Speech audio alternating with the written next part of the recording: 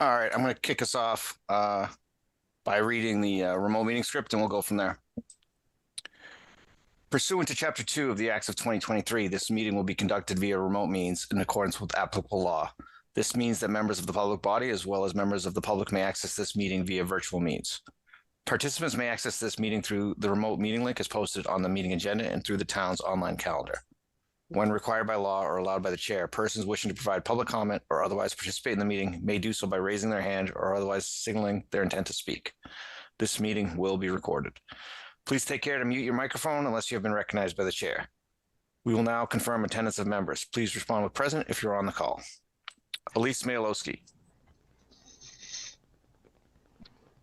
Lucia Lopez. Present. Matthew Ronca. Present. Michael King. Present. Parker Happ. Present. Jane Moran. Present. Karen Wills. Present. Vikasath Prati. Present. And Rob Benson is obviously here. And staff, John Gelsich. Present. And Lori St. John.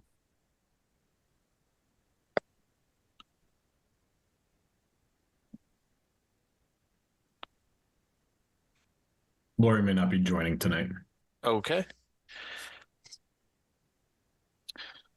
All right, let's jump in right into our agenda. For everybody following along, like everybody that has the agenda, we're just going to go down in order of our agenda. So first item is our administrative items. 1.1, request for release of planning, request for release of the remaining bond for Legacy Farms Road North. It looks like the road was accepted by the town, but John, could you give us an update? So yeah, the road had been accepted by the town back in 2020. The planning board at that time reduced the bond to 25,000 just in case there was any other fixes that need to happen right after the town accepted it that weren't caught ahead of time. But after that, kind of just fell off the table. The applicant didn't request a release of the bond. We didn't pursue a release of the bond. So here we are looking to release the rest of the bond. All right. And from your perspective, there's no reason not to. Right. All right. Any questions from anyone on the board?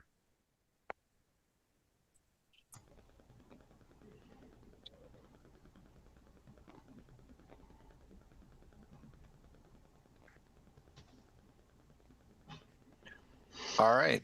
I'd like to entertain a motion that we release the bond for Legacy Farms Road North of $25,000. So moved. Thanks, Jane. Thanks, Matthew. Roll call vote. Elise Mayalowski. Yes. Lucia Lopez. Yes. Matthew Ronca. Yes. Michael King.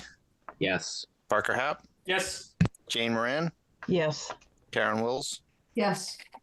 Vikasath Prati. Yes. And Rob Benson is a yes.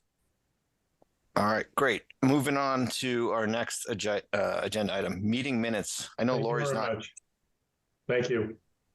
Best of luck, Roy. Thanks. Thank you. Meeting minutes.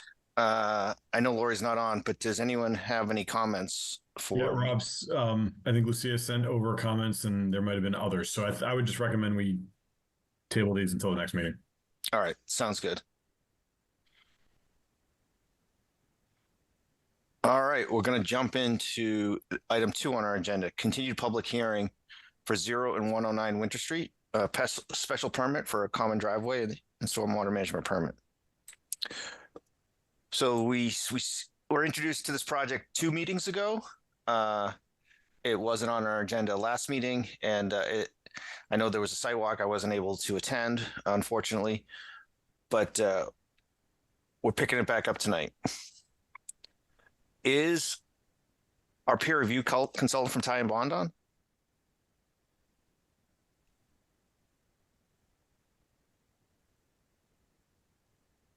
Does not look like they are. I don't remember going maybe we did. I don't remember going through their report at our meeting 2 weeks ago. No, we did not. I'm not really sure. Through the chair. Go ahead, Joe. I think the idea was offline. We tried to make as much headway as we could on the outstanding items with Ty and Bond, conduct the sidewalk, and then revisit to see if we had everything resolved. And I think we're down to 2 items.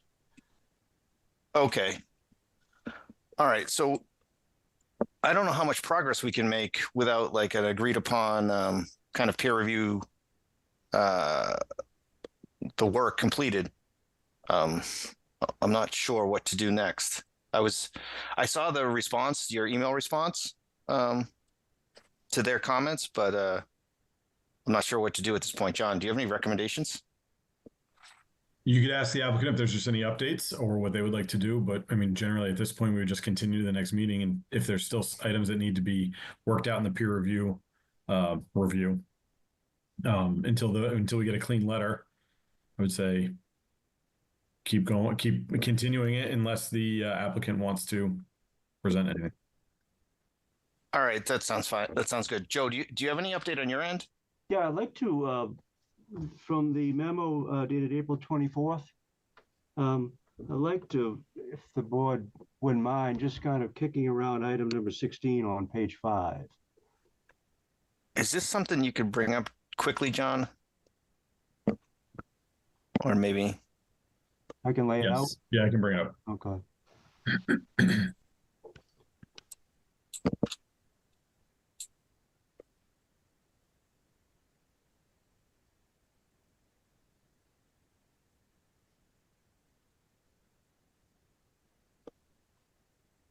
What was the date of that, Joe? The 24th, John. Oh, was that the one that was just sent over? Right. Rob, was this not in the folder earlier today then? I don't see it in the folder. I'll add it now, but I'll bring it up on the screen.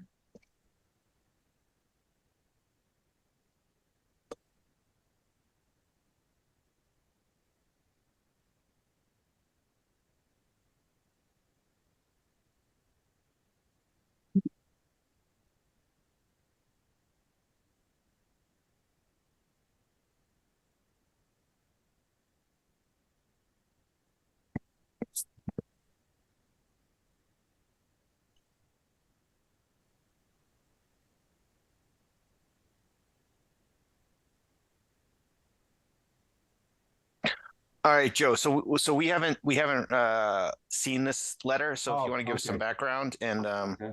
we can go from there. Item 16 deals with the stormwater basin design. And what Ty and Bond is asking for is additional testing that shows up as a requirement in the Town of Hopkinton stormwater bylaw. Our concern is, although our basin is not very deep, it may necessitate the use of machinery to conduct the test. We're hoping not, but if it does, we have an issue because the basin is on the east side, the other side of that intermittent stream channel that bisects the site. The members that were on the site walk, the stream back then was flowing pretty much at bank level. It was full. We haven't had as much rain. Leaves are starting to pop, but it still will be an issue crossing that stream if the machinery is necessary. It's not an exempt activity with the Conservation Commission, so we would have to file with them. They'd most likely tell us to wait to cross until June or July when we want to be constructing the driveway, not still permitting the driveway. So we spun it around and played devil's advocate and said, what if we assumed no infiltration at the bottom of the basin, even though the soils indicate that there will? It made about an inch difference to the top elevation of the basin and the spillway. So 1 1/8 inches if we took the worst case scenario. So that's why we proposed a waiver from that requirement for that test, given the fact that we are one single family house lot. it seems, with that backdrop, and you will tell me, it didn't seem like a big ask to waive the requirement of that test given some of the circumstances in play. And that's what number 16 deals with.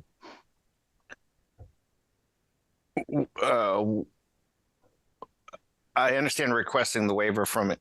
Does that mean you just dig the basin a inch and eighth or the exact deeper? Higher. We want more storage, so the Yeah. top elevation will be an inch and an eighth higher. The spillway will be an inch and an eighth higher. Even though we know there will be some infiltration through the bottom, we'll assume none for this exercise. Okay. The concept makes sense to me. Does anyone on the board have any comments or feedback?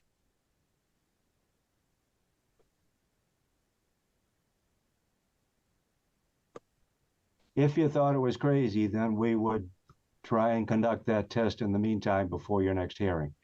But if you think the idea has merit, we'll leave it alone and just pick this thread up at the next hearing. What could the Conservation Commission say about this proposal? Like, I know we can if we approve the waiver or not, but what is the Conservation Commission's, I guess? If you approve the waiver, there's no need for the soil testing. So we would not file for any of that. We would go forward with the design, which is in the package, which includes the inch and an eighth. If you wanted to see the actual test and not grant the waiver, then we'd go off to conservation and talk to them about, if was necessary, could we cross the stream channel with a piece of machinery? I'm sure the concern would be compaction of the bank, erosion of the bank into the stream, and the fact that we're trying to do this test at a poor time of the year. The water levels are just too high in that bank. So the discussion will be about the damage we would do to the bank. And I'm sure they would suggest wait until July, Joe. So it makes sense to me. I kind of wish our peer review consultant was on for this. John, do you have any thoughts on this? I mean, I'm not a stormwater engineer, so I really can't speak to the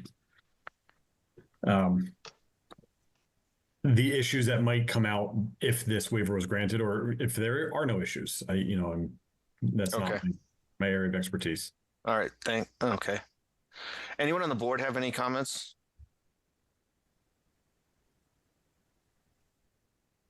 Go ahead, Lucia.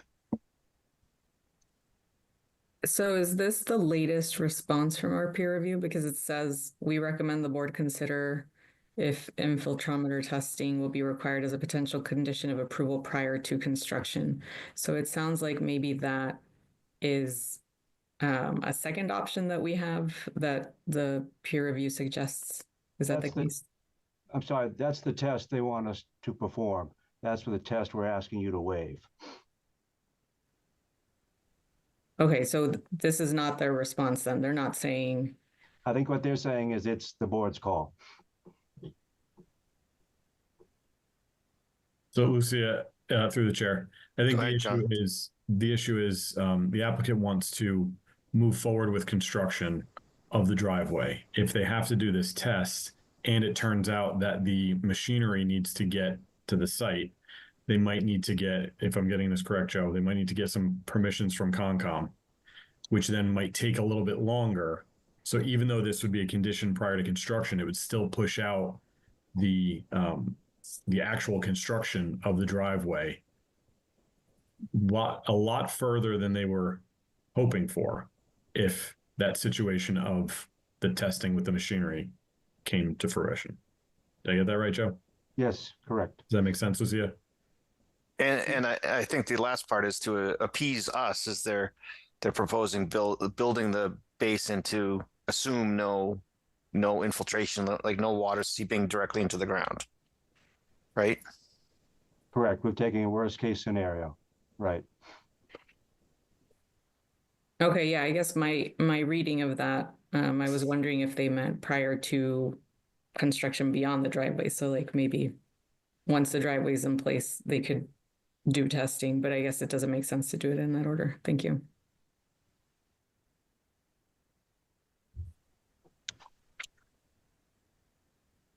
I don't know if it's reasonable, and I don't know what the cost is, but if it can be done with hand tools, it might make sense to try before our next meeting. If it can't be done with hand tools and it would require machinery to cross the stream, like I think your logic makes sense. I would have my opinion is I don't. It's just it makes logical sense to me, so I don't have a lot of heartache with it. But I think giving it a try would be worthwhile as well. Go ahead, Matthew. Thanks. Yeah, and the concept sounds reasonable, but I just like everybody else that's mentioned, like I'm not an expert in this area, so I would really like to hear the response from the peer review to see if they have any concerns with it before we decide for sure on the waiver. But assuming that the science is sound and assuming the worst case doesn't mean anything bad here, like I think it makes sense. I just would like to hear from Ty and Bond before making a final decision on that.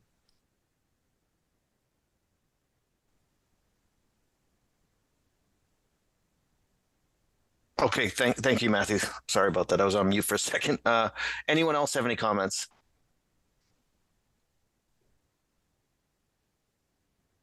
Through the chair, I just have a question. Go ahead, Parker. Is there like what I'm not quite sure I understand. What is the risk of not completing this step in the process? So typically, this is my understanding. Typically, they would do a soil test to see how much water basically infiltrates the soil, and depending on how much the water just like seeps into the ground directly, it impacts the size of the retention basin they need for stormwater runoff. So the risk here is, if no test was done, a developer could build a basin that's too small to retain stormwater. But in this case, they're proposing building the largest stormwater retention basin possible, with assuming no infiltration. So I think the risks are really mitigated to none. Yeah, that's. I mean, can we just like waive this because of that? They're kind of already going to, you know what I mean? It just seems. Well, that's what they're asking. They're asking if we believe their proposal is viable, and then we'll just pick with the Ty and Bond consultant on the call next meeting. They would ask for the waiver, and they're trying to get an assessment if we would agree to that waiver in advance of agreeing to the waiver. Yeah, with that, yeah. So that's what I was kind of trying to say is why can't we just do that? Well, I don't think we go through the whole process of voting until next meeting. That would be my take. Okay. Wait. I just want to like. I'm sure these folks are waiting, and they want to get going. So just want to try to see if there's any way we can remove impediments for them. That's all. Okay. Excuse me, can I say something? I'm the owner of. Yeah, Sally, Yeah. could you just give us your name and address? Yeah. My name is Sally. I'm the owner of the project, the 109. And as I understand chair. from We need last name and address too, for the minutes. Yeah, Sally, your full name and your street Sally address. Liu. Yeah, Sally Liu is 109 Winter Street. Okay. Yeah, I'm the owner of it. As I understand from Joe's explain, I'm not an engineer or something. I just, to my understanding, Joe has prepared the design to the worst scenario. Sorry, my English is not that perfect. He has prepared the worst cases. Which will happen in the future. so that we can move on without the test. Even we have the test, I don't know why we still need the test, because we have prepared the worst situation here. So, and then just for this waiver, we have to wait for another meeting. So I just can't, cannot understand here. Yeah. We have waited, several meetings, but for this one, I just don't understand why we have to wait another meeting, and because we have prepared the worst cases here, and Joe has assumed that there is no filtration here, and we have built that for the no filtration here, and why we have to test for the filtration. So I just cannot understand why we don't get the approval here. Sorry, that's what I understanding. I just let you know my understanding. Thank you for your time. All right, Sally, I totally appreciate your comment. I think what Joe is suggesting makes total sense. We typically approve. It's part of our typical process. We typically approve waivers for a project like this when our peer review consultant has officially reviewed all aspects of it, and that part of the work is done. And so this would fall, like, approving this now at this point would be out of line with our typical process. I think it makes sense what Joe's proposed, to design it to the worst case scenario and not need the test. I'm only one member of the board, but that's my opinion. Through the chair. Go ahead, Karen. Yeah, I mean, I have to agree with Sally.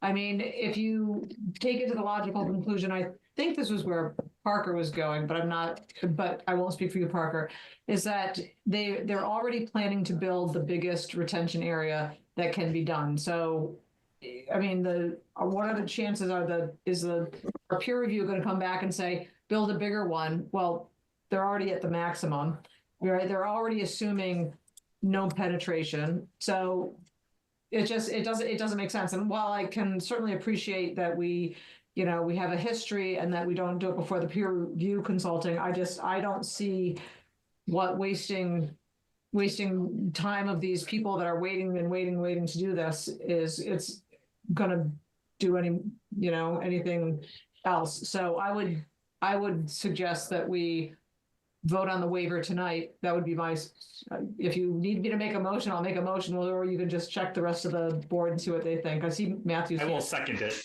Karen, you said exactly what I was trying to say in fewer words and more concisely. I don't know if it was fewer words, Parker, but thank you.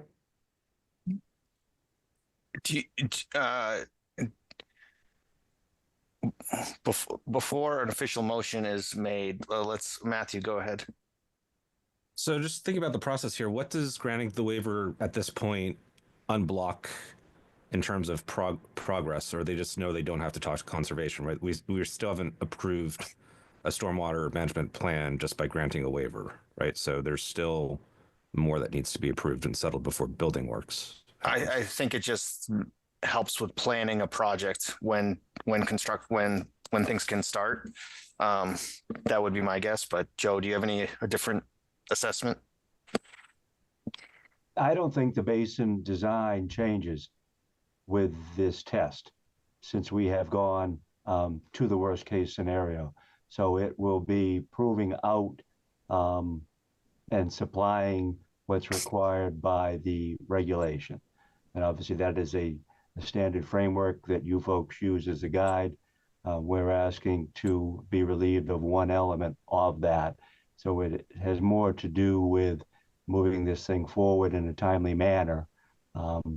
That's the impact, rather than a wholesale change in the basin design, because as we've kind of kicked around here, it's at the worst case scenario. So it's more of a timing process discussion.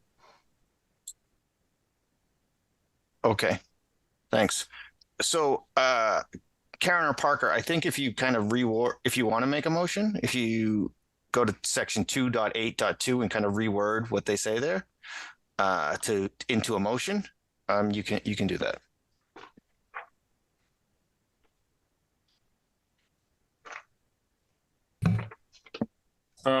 Where? Through the chair. Go ahead. Are we going to just vote on this one waiver, or are we going to vote on all the waivers? I mean, is this? I think what they're proposing is this is the only waiver requested. I think what Karen and Parker has suggested was voting on this one waiver. I don't know how you feel about that, John. It's definitely out of our process. It's fine, however you want to do it. I just want to make sure we're getting the record right.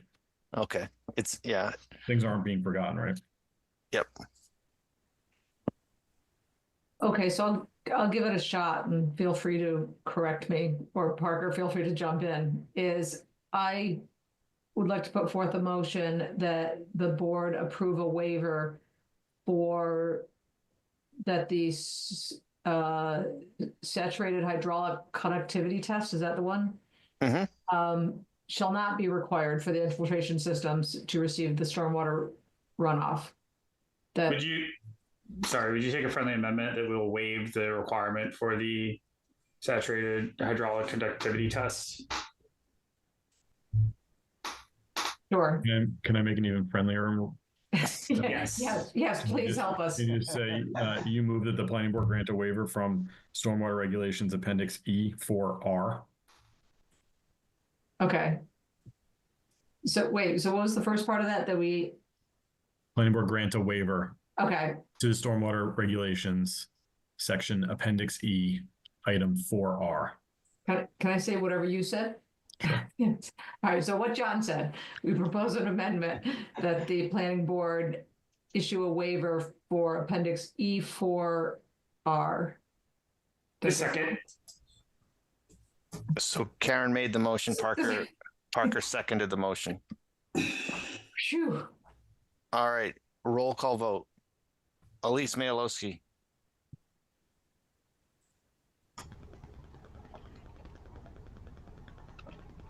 We'll go back to Elise. Lucia Lopez. No. Matthew Ronca. No. Michael King. Abstain. Parker Happ. Yes. Jane Moran. Yes. Karen Wills. Yes. Vika South Prati. Yes. And Rob Benson is a yes. Elise, are you on? I think that gives us 5, so I think it passes regardless. Sorry, I'm on. I'm just on my phone and I couldn't figure out how to unmute myself. That's okay. Yes, I vote yes. Okay. All right. So, Joe, when you come back to us at our next meeting, that waiver has already been granted, but we still will need to go through the rest of our process once any remaining items with a peer review consultant are done. Okay. So at this point, John, do I need to continue this do I need to do any formal actions to continue this?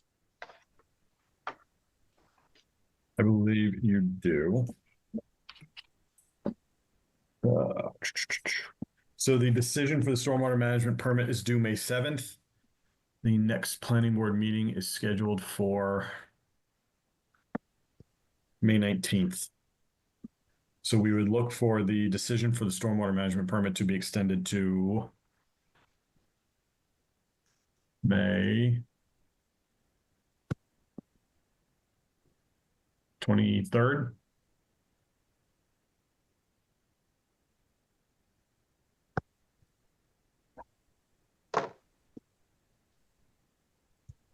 And the special permit for the common driveway, does that need anything? No, Just to that's continue it? due with 90 days of the close of the public hearing. So that one has time.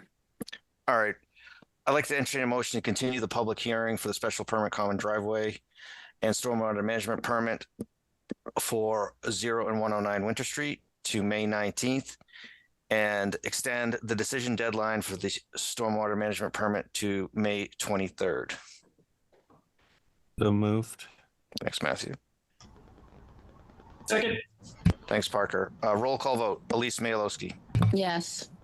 Lucia Lopez, Yes. Matthew Ronca, Yes. Michael King, Yes. Parker Hap, Yes. Jane Moran, Yes. Karen Wills, Yes. Vika South Prati, Yes. and Rob Benson is a yes. All right. Moving right along.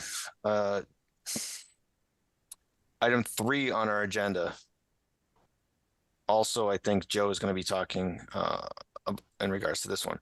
So at our last meeting, which was 3 weeks ago, we were introduced to a project called Catherine Drive. We had a site walk of Catherine Drive. So this is to continue that public hearing for definitive subdivision plan for Catherine Drive. Do you have any any update you'd like to provide, Joe, before we get into our itinerary agenda, I guess? No, not really. We did not make much headway resolving the items. We will pick that up tomorrow. I guess I would just want to take this opportunity to see if anything came up from the board's perspective during the site walk that we should incorporate. So, that was it. Otherwise, we can wrap this up and keep this meeting moving. I think from my perspective, it's fairly straightforward. After the site walk, it's basically it's going to be a 3-house cul-de-sac. I didn't have a lot of feedback. It seems like it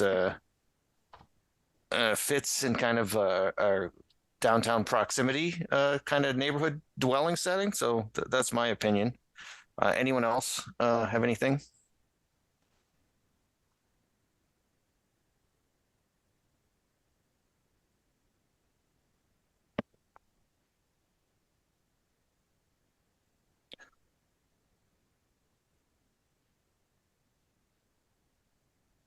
All right, so we need to wait for, this is also a situation where we need to wait for our next meeting to close out the stormwater management review. So I guess if we could continue to meeting in the future, allow us to catch up with the peer review, make some headway on these items, and revisit all this at your next hearing. That'd be ideal. Okay. All right, yeah, I did see a letter from PAR, but I did not see a response. In our, we have a folder of all the communication.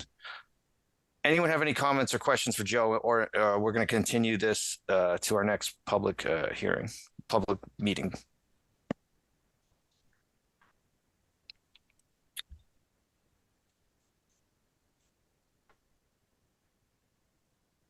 All right. Do I need, I can just continue this. Do I need to extend any decision deadline, John?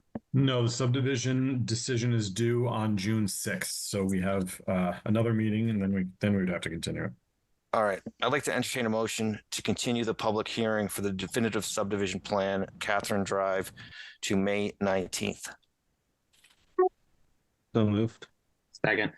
Thanks, Matthew. Thanks, Michael. Roll call vote. Elise Mayalowski, Yes. Lucia Lopez, Yes. Matthew Ronca, Yes. Michael King, Yes. Parker Hap, Yes. Jane Moran, Yes. Karen Wills, Yes. Vika South Prati, Yes. and Rob Benson is a yes. All right. Thanks, Joe. Thank you. We'll see you in 2 weeks. Or actually, no, that's longer than 2 weeks, 3 weeks.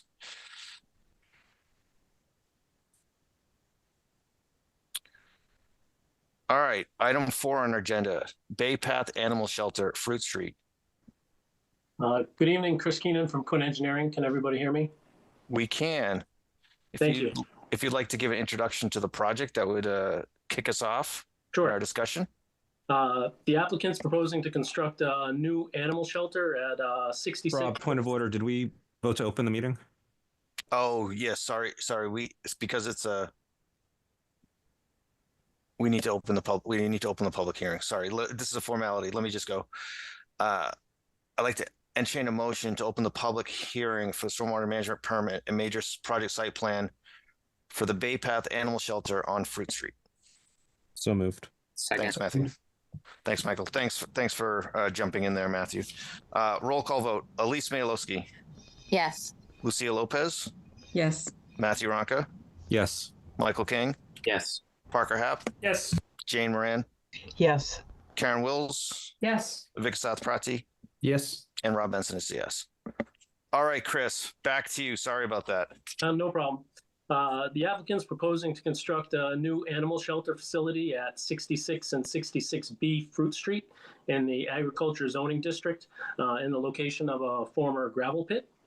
The proposed one-story facility has a building footprint of roughly 8,400 square feet with space for 42 kennel sites, parking for 31 vehicles, fenced and lighted outdoor dog yards, storage facilities, enclosed trash facilities, and exterior lighting. The location falls within a leased area of 5 acres on a 260-acre property owned by the town of Hopkinton, and will take advantage of the existing paved driveway, which enters Fruit Street opposite number 57 and 59. The existing gate at the driveway entrance will be relocated beyond the proposed parking lot to continue to limit access to the ball fields, which exist beyond the proposed development site. The existing driveway will be widened to 24 feet from 20 feet and will be extended to the proposed animal shelter site along the existing dirt road, which runs through the former gravel pit. Site lighting will extend the full length of the driveway and include the parking lot in addition to the outside dog yards located behind the proposed animal shelter building. Utilities will be brought to the site from both Fruit Street and Pratt Way. Electric, telephone, and cable services will run underground within the proposed driveway from Fruit Street to the proposed building. And sewer currently exists within the driveway in the form of a town-owned sewer force main. A new 8-inch water main will be extended to the site from Pratt Way along the existing cross-country path, which was cut when the sewer force main was installed. A section of the proposed water main runs within the buffer zone for existing wetlands and does require a permit from the Conservation Commission under the Wetlands Protection Act.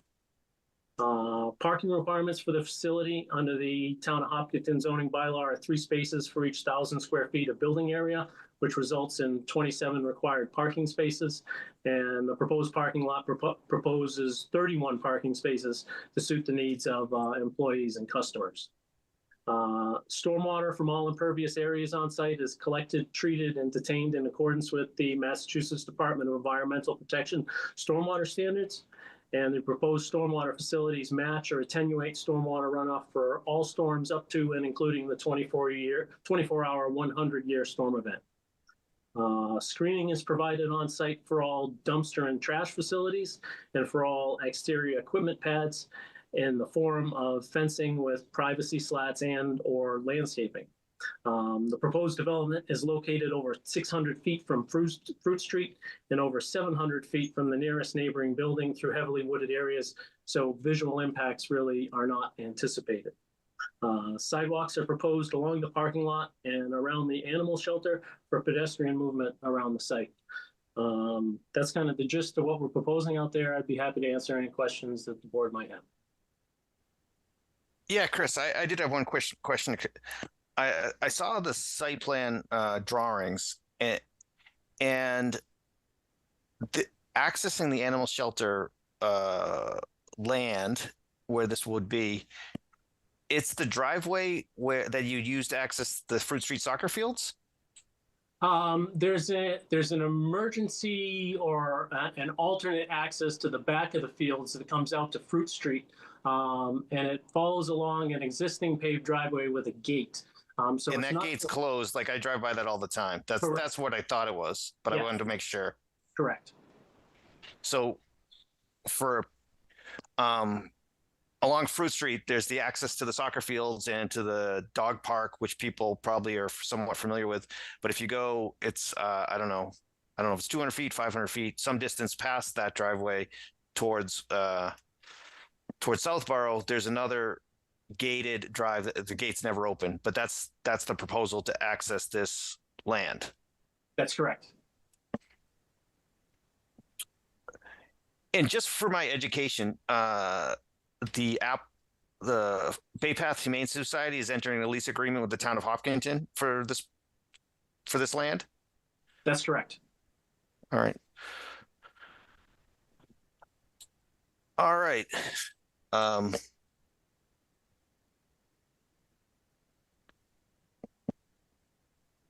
Bear with me one second. John, would you like to give us your perspective of the project, and we go from there? Sure.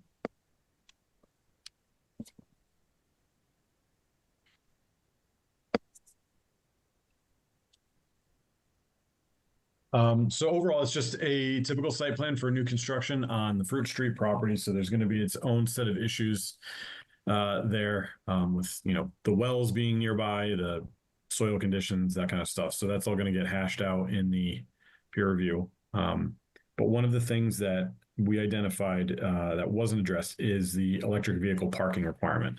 So they are required to put in a certain percentage of charging stations or ready wired spaces. I didn't see anything addressing that. They could ask for a waiver from the planning board. I didn't see anything about that. So I just wanted to ask the applicant what their intent was, how they planned on moving forward with that requirement. Sure, John. Thanks for bringing that up. I didn't mention that. We are proposing 8 EV ready spaces along the, I believe it would be the northwest corner of the proposed parking lot. That would be 25% of the proposed spaces on site. So we're not proposing any EV spaces, but we are proposing EV ready spaces with the conduit in place. And that is shown on the plans I believe on sheet 3. All right. Thank you. I must have missed it. So the only other comments we received were from DPW and Health Department, which are in the memo. Okay. All right. Anyone on the board have any comments, questions? Matthew, go ahead. Thanks. And the one thing that jumped out reading the comments was that the plan to only add sidewalks along the driveway. It's a little bit hard for me to picture not looking at the area, but I can imagine there might be people that want to walk a dog from the Humane Society to the dog park or somewhere, vice versa. I'm wondering about the practicality of actually having the sidewalks along the entire frontage here and what that would provide or what that would impose on the property. Sure, I can speak to that. There's an existing dirt roadway that runs through the property that goes to the back of the ball fields and over to the dog park area. So there would be an off-street access way that currently exists for people to move back and forth between the proposed animal shelter and the dog park. We haven't proposed sidewalks along the frontage of the property, mostly because it's owned by the town, and the lease agreement with Bay Path only follows along the existing driveway, the existing roadway that exists out there. So our only area for work along Fruit Street is the driveway itself. So we haven't proposed sidewalks in that area. 66 and 66B Fruit Street have 2,600 linear feet of frontage on Fruit Street. So we would be talking about half a mile of sidewalks that then beyond the applicant's lease area with the town.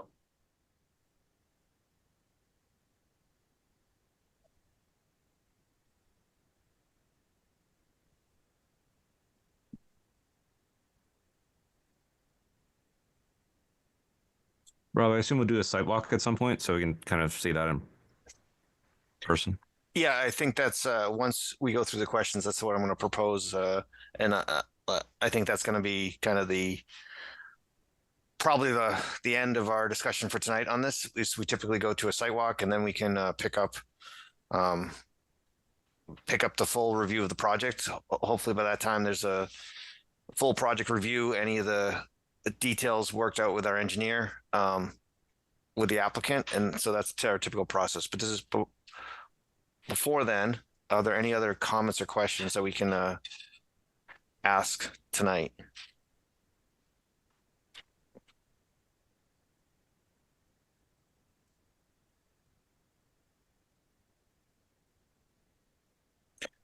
Chris, just one more.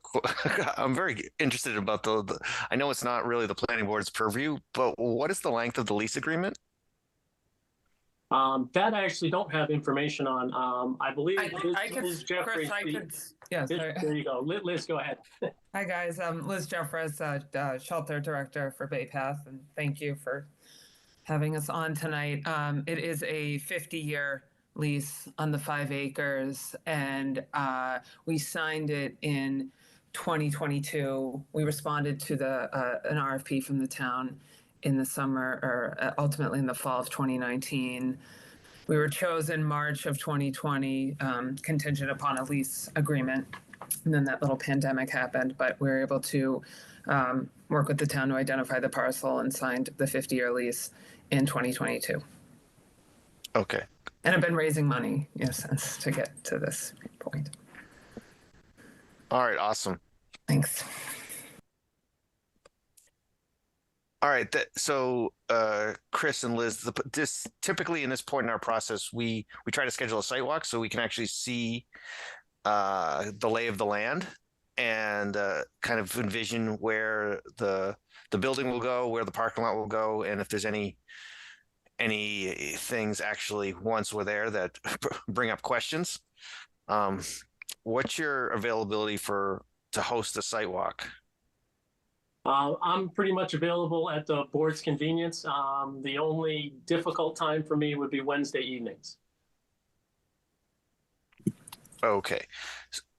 So our next meeting is in 2 weeks. I don't know how the board feels about evenings versus weekends. I know we have a lot of board members that have busy Saturday mornings with soccer and other sports. What do people think about Tuesday or Thursday this week or next week? Say 4:30, 5 o'clock. Thursday is not great for me.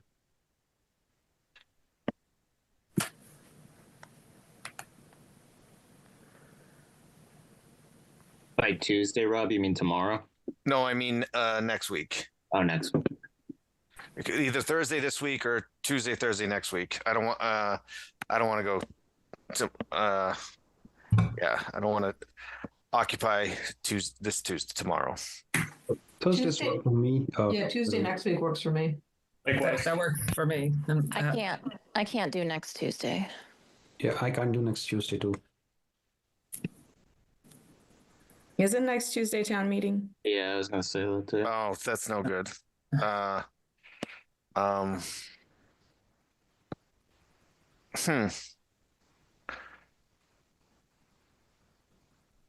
could probably do 4:30 this Thursday if that's best for people. If everybody else is good, then. What do people think about, like, say 4:30 this Thursday? That works. I don't think I would be there, but if it works for other people, then that can make that work. Yep. Yeah, my kids have activities until 6:15 on Thursday, so. Scheduling the sidewalks is the hardest part. From my point of view, that puts us back to Saturday morning. Is that better for anybody or worse? Like 9 o'clock, is Saturday 9 a.m. better or worse? 8 a.m. I can do it on Saturday. 9 a.m. I have activities for kids. So yeah, 8 a.m. is too early on a Saturday morning. I could do Comes Saturday. Up at 6:30, right? It does. What did you say, Elise? I said I can do Saturday morning. yeah, I can do 9 a.m. Saturday. That's when soccer is done. I'll be at the Bridge Street Fields anyway. Let's shoot for 9 a.m. Saturday. Chris, does that work for you? That works for me. Works for me. All right, site walk, and we'll where should we park? Like where this driveway is and the gate is. It's not. You can't really park. It's not really great to park along the street there. So where should we park? The gate's actually set back from the roadway. There's probably room for 6 or 8 cars in the driveway, if that's appropriate. Otherwise, it's a pretty hefty walk from the town DPW site. All right. I mean, we could certainly park at DPW and carpool over to the driveway entrance if we've got more than specific cars. I also used to be able to unlock it. The DPW had set up so we could unlock for when we had like site things, but that I was there the other day and they changed the they changed the lock. They locked me out. So I could get that fixed. Let's just so that we could assume we'll drive have in. let's just assume we'll have enough parking there. Okay. So for everybody's sake, the road for the Fruit Street soccer fields coming from Wood Street from 135, it's about, I don't know if it's 200 feet, 500 feet. It's past that. It's on the right. There's a gate, and just park there. Yeah, it's directly across from number 57 and number 59 Fruit Street. So if you need demarcation point. All right. All right. At this point, our next step is to continue this discussion to our next public hearing, our next public meeting. Do I need to extend any decision deadline, John, or is this just simply extending or continuing the public hearing to May 19th?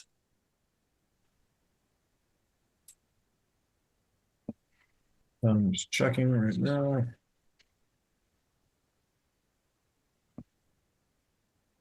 No, the decision on the stormwater management permit is not due until May 30th, so we have time. All right.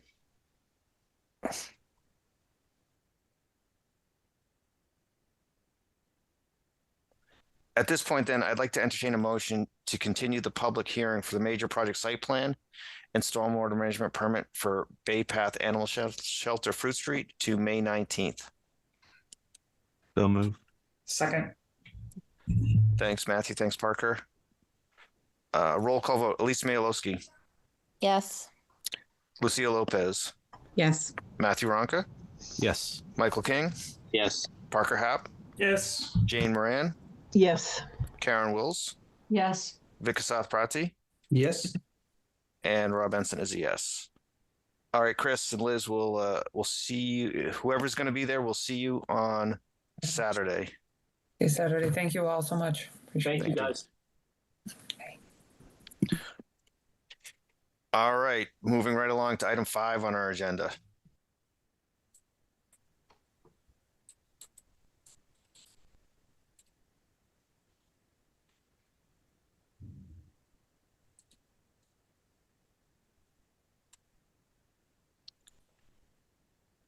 All right, new public hearing, Emerald Drive definitive subdivision plan.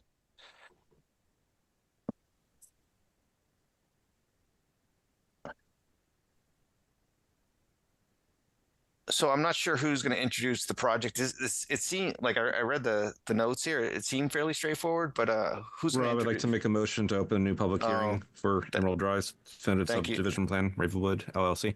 Thank you, Matthew. Do I have a second? Second. Thank you. Roll call vote. Elise Mayalowski, Yes.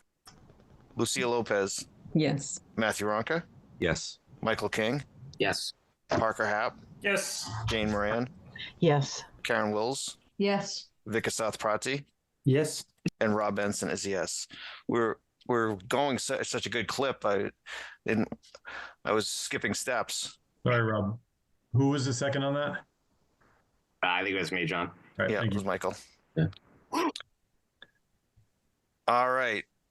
Emerald Drive. This seems fairly straightforward, but who's going to introduce the project here? I thought I'd take a stab at it. Mr. All right, Chairman. thanks, Joe. This project is the Conley Farm subdivision up off of Hayden Road, very near College Road, approved by the board in 2021 as a 9-lot subdivision, and then reworked in March of 2022 to reduce the density down to an 8-lot subdivision. It included a trail that would start at the Emerald Drive Hayden Row intersection, proceed along Emerald Drive for about 400 feet, and then cross over and go through an existing field to reach the other lands of the town of Hopkinton. The idea of a trail along Hayden Row, I think, has kind of lost its way. I think everyone in town has kind of moved away from construction along Hayden Row Street, given the traffic levels, given the potential safety concerns.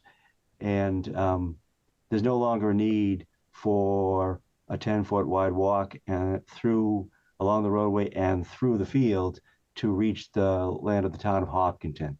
So what the nations have proposed is utilizing an existing trail network that'll get you from the area behind Cornell's, between there and the Springwood subdivision, through the house lots at the back of the property behind the basin, utilize an existing trail to reach that same land of the town of Hopkinton. So it's a slight change in the location, but it's a better fit, utilizing the existing trail rather than cutting a trail through the field, being able to access more parcels, allow more folks from Springwood to utilize this, potentially get to College Street and College Rock. There was an awful lot of positive energy that went into a change like that. They have done some legwork to try to figure out what the temperature in town would be on the project. And the Trails Group is behind the idea. The Open Space Committee is behind the idea. We had concerns about what the change would mean to the Conservation Commission. We took it on our initiative to go in and talk to the Conservation Commission. They have issued a minor project change to relocate the sidewalk and the trail. So this was the final step. This board, the last plan they saw was a 10-foot wide walk along the road and through the field. We want to update the plan to have simply a 5-foot wide walk, the standard 5-foot ADA compliant walk along the sideline of Emerald Drive, and utilize the path through the middle. So this just kind of closes the loop.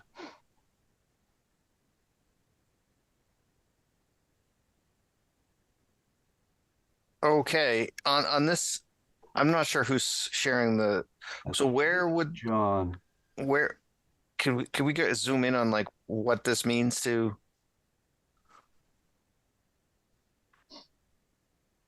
So that sidewalk you see on the left, the upper, the north side of What John is hovering over? Do you see right, it? that is now 5-foot wide. On the Okay. original approval, it was 10-foot wide. And we got to a point about 400 feet in, we crossed over and went through the existing grassed field to access other lands of the town of Hopkinton. And now we kind of want to utilize a better spot, come through the house lots. And since this does not need to carry the same foot traffic, does not need to be designed such that it will obtain grant money that may or may not be available. It does not need to be 10-foot wide anymore. So we have shrunk the width to the standard 5-foot walk. And now the burden is really the path travels along the back of the homeowners' lots, rather than through the open space, which is owned by the inhabitants of the town.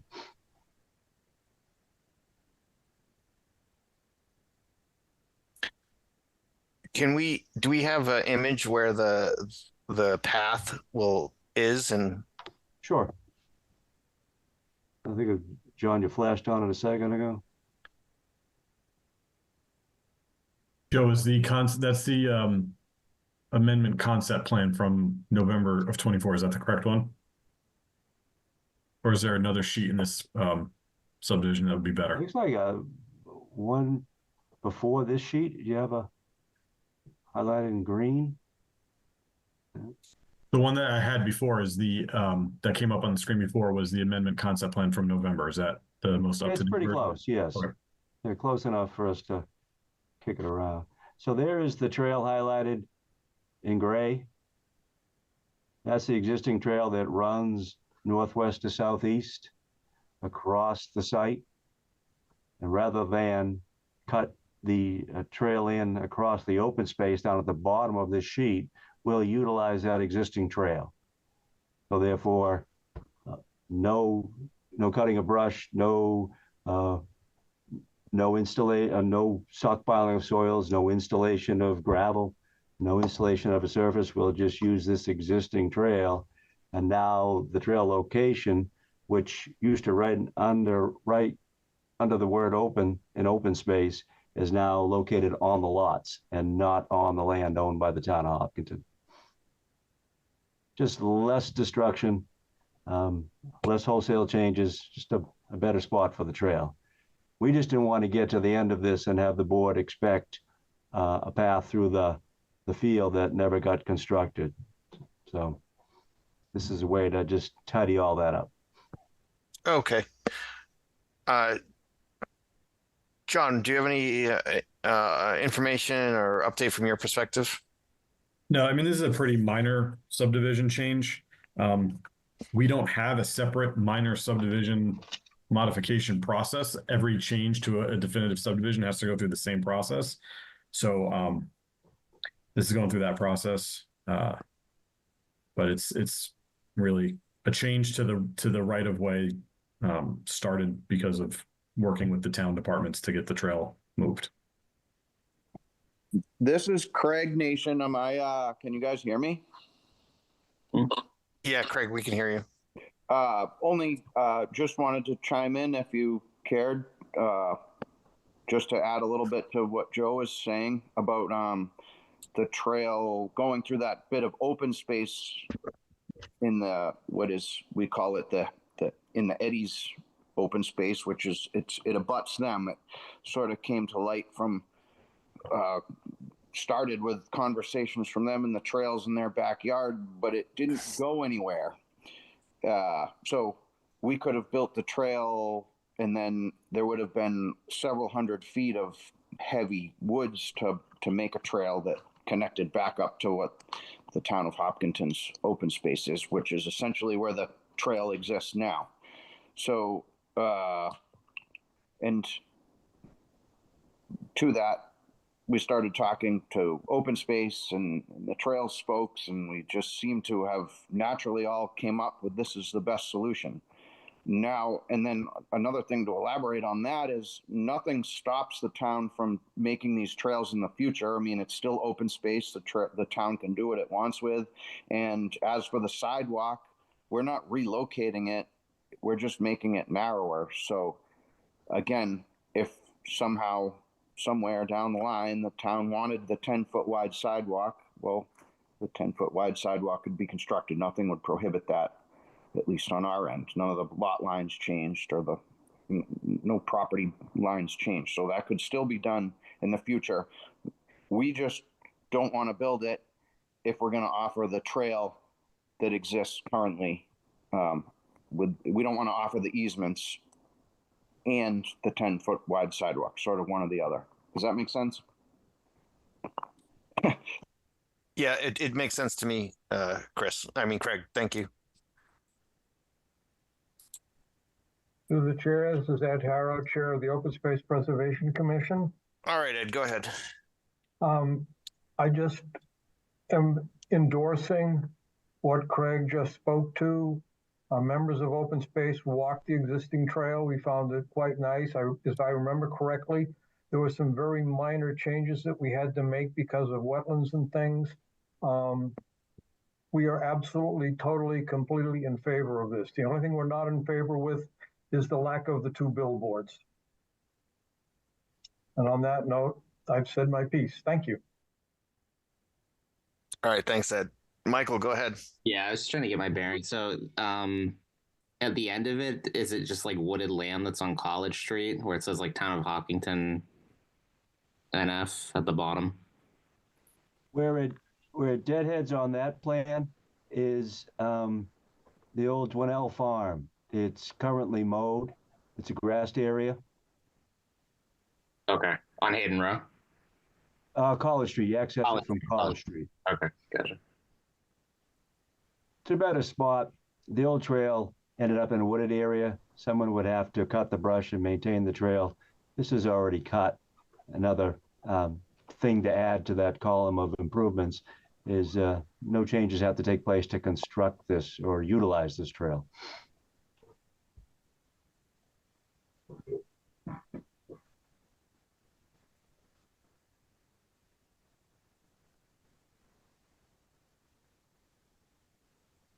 Lucia, go ahead. I was wondering the parking lot situation because there was something in the notes that said DPW does not want to maintain the parking area. Can we take a look at that on the plans and get more information on that? Want me to take a stab at that, Joe, or you got it? Go ahead. Yep, go ahead. That was my suggestion because at the entrance of Emerald and Hayden Row, it seemed to me that a nice place to have a parking spot or even a bus drop-off location, and it's sort of utilized like that currently. I had proposed putting a parking spot or two at the entrance. Right now, like police will sit there and do traffic enforcement, but it will also allow cars to come and go while he's sitting there.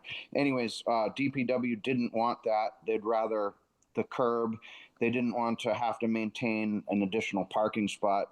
So that got taken off the table. Essentially, I think just based on DPW didn't want it. Didn't want another maintenance thing. Thank you.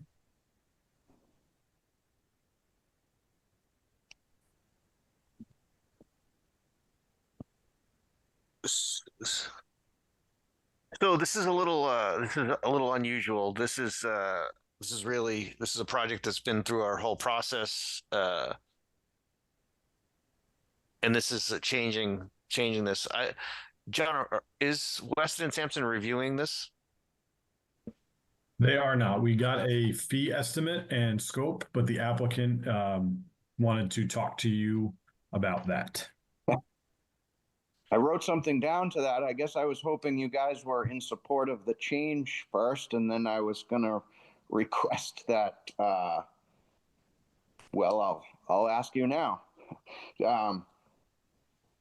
Due to the scope of the proposed work, I was wanting to please have the planning board make a determination that the modifications are minimal and not anticipated to have any adverse impact compared to the original approved design, and to also determine that a peer review is unnecessary given the minimal changes. I had gone back and forth with John a few times. I had a little sticker shock when he got the original fee estimate from, was that Weston and Sampson? Anyways, Beta reviewed this originally way back when, and now they don't have a contract with the town. They're still on for doing all of the construction inspections, but it sounded like without a contract, they couldn't review this. Is that right, John? And they are not part of the peer review stable that the town has for the land use department, and Beta was not willing to set up a new contract that will allow them to do peer reviews instead of just construction observations. So given all that, and given that I was just dumbfounded that the review could cost more than the design in the first place, I sort of felt like we're paying someone to catch up here. We're all on the same board. We've been working on this for over a year. We've gone to all the town commissions. We've gone to all the department heads. There is no engineering changes, really. We're just making the sidewalk narrower. We're not changing any drainage. We're changing no curbing. Nothing is changing. It's just making the sidewalk narrower and giving an easement over 3 lots. Like there's no engineering to review. The way I see it. So I was hoping the planning board would agree. Thanks, Craig. Yeah, I was on copy of the emails. I tend to agree. I'm only one member of the board, but does anyone have any heartache with that on the board? Through the chair. Go ahead, Parker. No, as with Sally in her comments, I think she's doing things to, especially through general consensus, expedite decisions and remove barriers where unnecessary.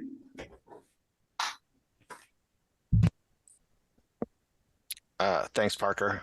Appreciate that. Anyone else? Lucia, go ahead. I think my only question would be that we ensure that the easements are taken care of in the way they need to, because I know sometimes the peer review has come back and said that they need to be put in certain plans, or the wording needs to be such that it explains, the area, et cetera. So I would just want to ensure that that's being followed before we move forward with it. All right, thanks, Lucia. John, do you have any thoughts about that? About the language for easements and making sure that's all correct? Yeah, I mean, we don't really condition the easements. I mean, they could look at the plans and take a look at that, but I think any of the easements would go to DPW. So if we get DPW sign off to say that the plans are how they want in terms of easements, I think that should be sufficient. I don't think we need Weston and Sampson to tell us that. I tend to agree. I agree with that. All right.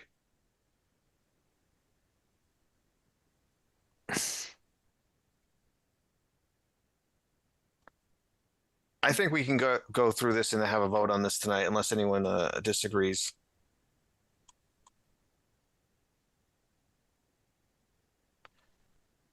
All right. I'm just going to go to section 5.9.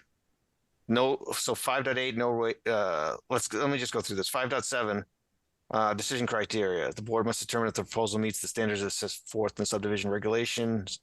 If the board finds such, they shall issue an approval for the proposed subdivision. Amended definitive subdivision plans are treated the same as new definitive subdivision plans with regard to their approval process.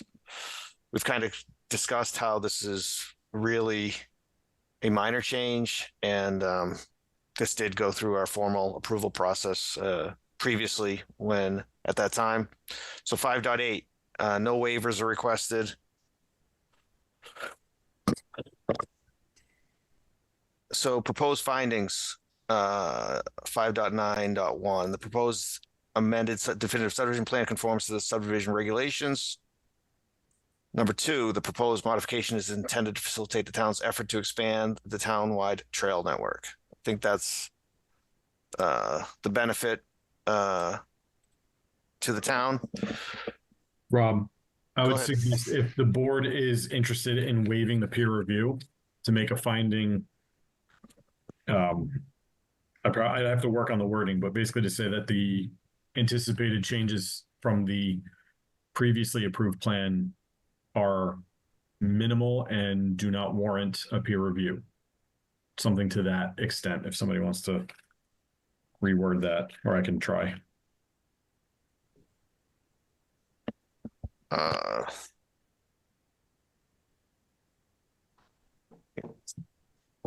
If you want to give it a shot, John, we'll just hold on a second here. Okay.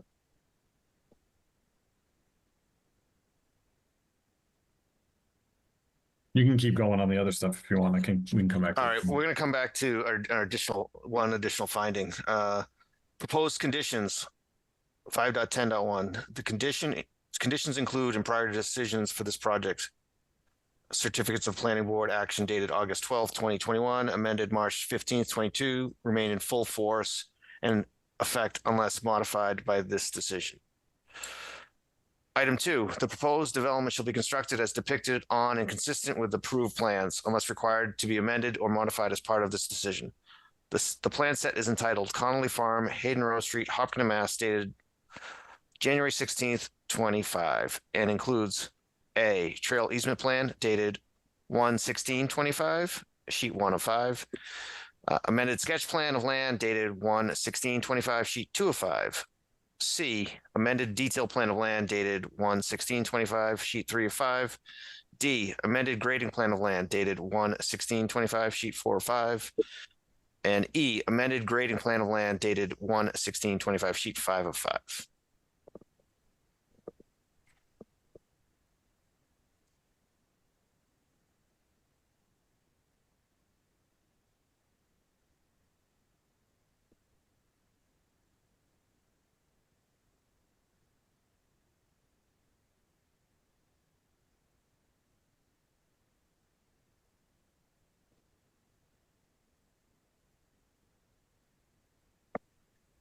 And we're gonna have one more finding, and then we'll continue.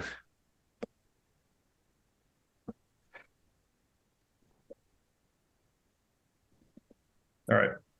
So through the chair, the third finding I would recommend is the proposed modifications to the definitive subdivision plan are minimal in nature and are not anticipated to have a significant adverse impact compared to the approved design, and therefore the planning board determined that a peer review is unwarranted. Thanks, John. I'd like to add that third finding into the record. I don't know that I need to restate it.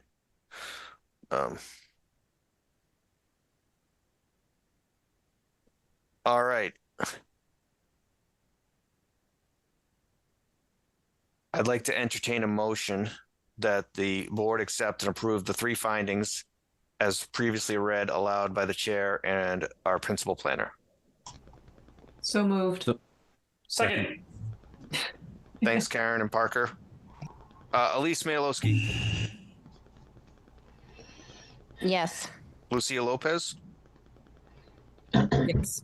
Matthew Ronca, Yes. Michael King, Yes. Parker Happ, Yes. Jane Moran, Yes. Karen Wills, Yes. Vikas Prati, Yes. and Rob Benson is a yes. All right, 5.12.2.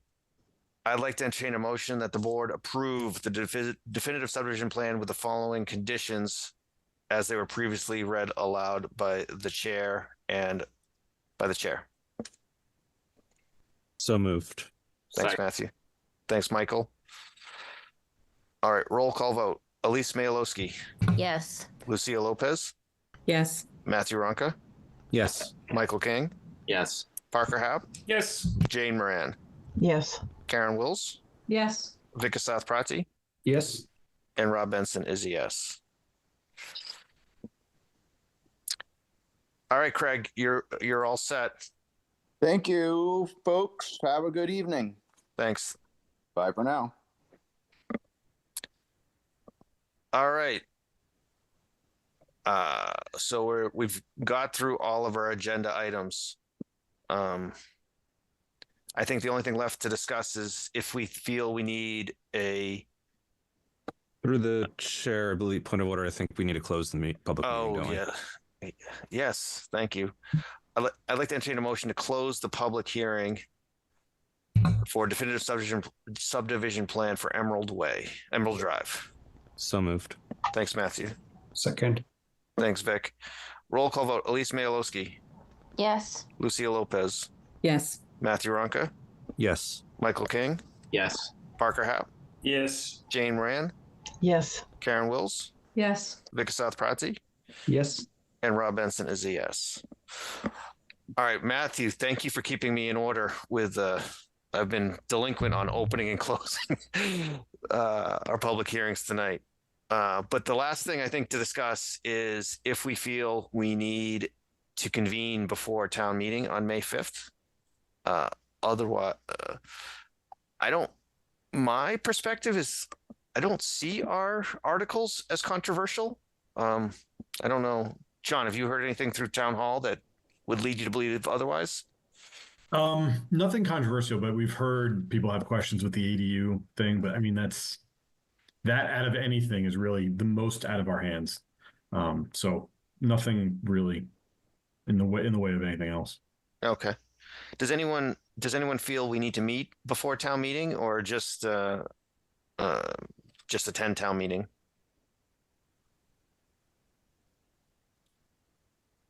All right. I don't think we need to have a meeting either. Can I ask a question? Sure, Lucia. So the other things that are in our packet, now that we're talking about ADUs, there is one in there. ZBA is meeting in May to talk about ADUs. I see John's face.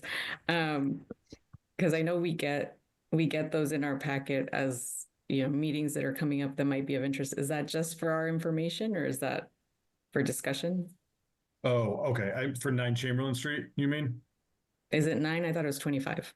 No, in the packet it's 9. So that is for, sorry, that's a notice of decision. You're right. That's just for your information. We have Kobe does planning board stuff, ZBA stuff, so she kind of helps by giving us the decisions and notices and stuff, just so you're aware of that, because sometimes the ZBA decisions can impact planning board decisions, or an applicant had gone before a ZBA and is now going before the planning board, so you have that information available to you. But with the ADU, they're not going to talk about like ADUs in general. They're actually going to get an application for a special permit for an ADU, because the proposed ADU is larger than allowed under the bylaw and the state bylaw. So that's what they're going to be discussing that day, not like not ADUs in general. So they're going to look for the appeals process to provide relief so they can build an ADU larger than the Correct. zoning bylaws. Correct. Okay, thanks. But if there's anything other than ZBA and Woodville Historic District that the board would like to see, we can absolutely include that stuff. If anyone thinks anything would be helpful. At least in the land use department, I don't want to necessarily go chasing stuff down in like Parks and Rec. Yeah. Yeah, I guess through the chair, my thought when I saw that was, given that this is coming up at town meeting prior to that hearing, I didn't know if it would be something that would come up at town meeting where people are going to start a discussion about larger ADUs. And so the short answer to that is that ADU law at the state level is already in effect. It went in effect in February. This move at the town meeting is just to change our bylaws so that there's no confusion between what's allowed at the state and what they prohibit towns from regulating, which we have in our bylaw. We take that stuff out, keep the stuff that we can continue to regulate in the bylaw, and then make the things that need to conform to what the state changed the law to reflect that in our bylaws. So there's not like competing things, because it would be a nightmare if we had like one set of rules locally that we could not enforce, and people came in and said, well, I want to do this, and we'd have to explain every single time, well, that's not actually allowed because of the state law. So we're just trying to make it a cleaner process. But with respect to this proposed application, they're larger than what the state allows anyway. So the state has put in provisions for special permits, and we actually already had that in our bylaw. So this would be allowed under our current bylaw, or the larger unit wouldn't be allowed, but the special permit process would be allowed under our current bylaw, and then also by the new state law. okay, thank you. So just to kind of wrap that up, even if this article gets defeated at town meeting, nothing will change.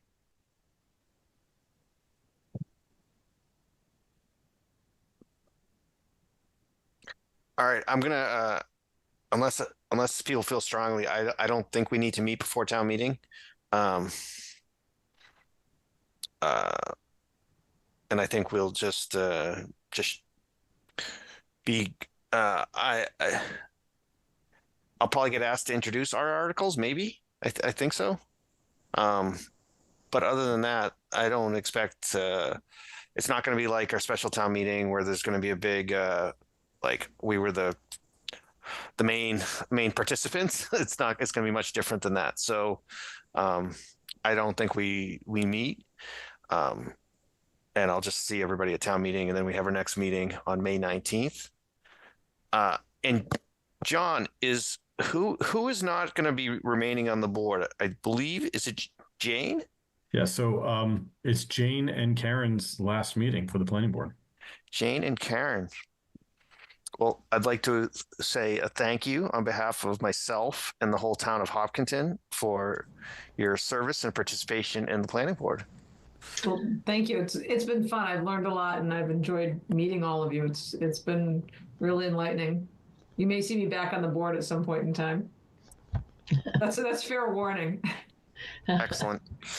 Well, thank you. I've really learned a lot as well, and I'm grateful for this time and all the people I've met. Thank you.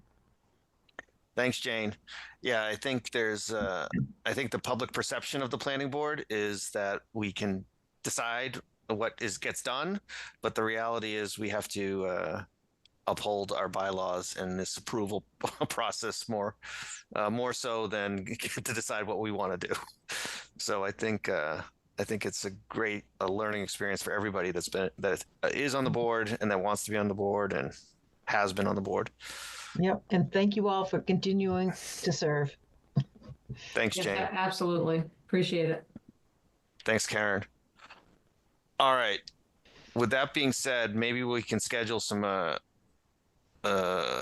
drinks or something after our town meeting to celebrate our board members that are departing the board. But for now, I think we just I'd like to entertain a motion to adjourn for this evening. So moved. Second. Thanks, Karen. Thanks, Jane. Yeah. All right.